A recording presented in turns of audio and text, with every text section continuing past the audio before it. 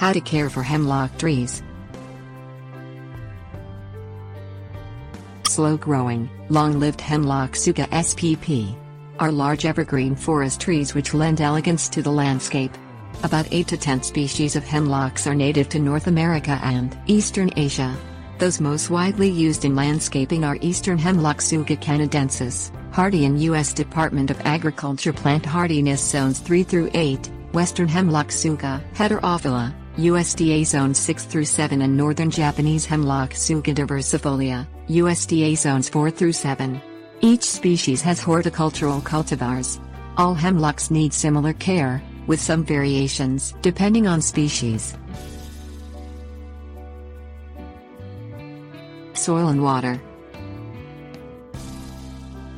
Hemlocks tolerate a variety of soil types, but it's best to avoid heavy soils, since they need good drainage. Plants prefer moist soil but shouldn't be kept soggy. On sites that are constantly wet, Eastern hemlock suffers from bark splitting and root rot. For the first year in the landscape, water hemlocks weekly if there is no rain, supplying about 1 gallon of water for every gallon of the original pot size or root ball size of the tree. After the first year, provide about 1 inch of water per week when there is limited rain or high temperatures. Pruning hemlocks. The natural pyramidal form of a hemlock is an asset as a specimen tree, especially if the branches extend down to the ground.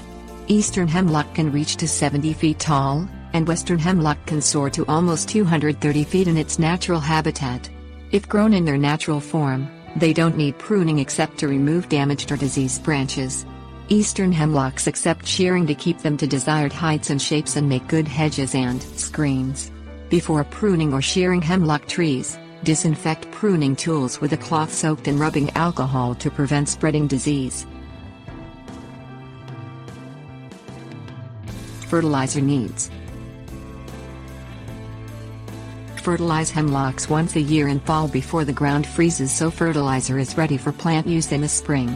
Use an evergreen fertilizer such as 10-8-6 applied at the rate of 1 tablespoon for each foot of the tree's height. Scatter the fertilizer around the drip line of the tree, work it into the soil and water then. If the hemlock becomes infested with the hemlock woolly Adelgid, don't apply fertilizer containing nitrogen. The new growth produced in response to nitrogen fertilizer allows the pest to multiply, increasing the damage to the tree. The hemlock woolly Adelgid. An imported pest related to aphids, the hemlock woolly Adelgid infests hemlock foliage. Eastern hemlock and Carolina hemlock Tsuga caroliniana, USDA zone 6 to 7 have little resistance to the insect. Trees can be defoliated and death can result. Other hemlock species don't seem seriously impacted by the Adelgid. Look for fuzzy white insects at leaf bases. Treat small-sized hemlocks and hedges with horticultural oil as soon as you notice the insects. Wear long sleeves, long pants, closed shoes and waterproof gloves. Don't apply the oil during windy conditions or within 24 hours of predicted rain. In the summer, use 2 tablespoons of oil mixed with 1 gallon of water. For winter applications, mix 5 tablespoons of oil in 1 gallon of water. Spray all surfaces of the leaves, branches, trunk and stems, wetting them thoroughly.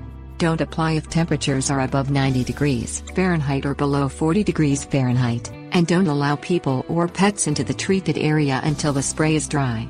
For treating large trees, consult a professional. Other problems. If hemlock trees are in good health, they have few problems with pests or diseases. When plants are stressed by drought or by waterlogged soils, they are more susceptible to fungal diseases such as canker. Canker spreads by fungal spores entering wounds on branches. Look for dead areas that exude resin. Remove diseased branches, cleaning pruning tools between each cut with alcohol. Avoid canker by preventing wounds on hemlock trees.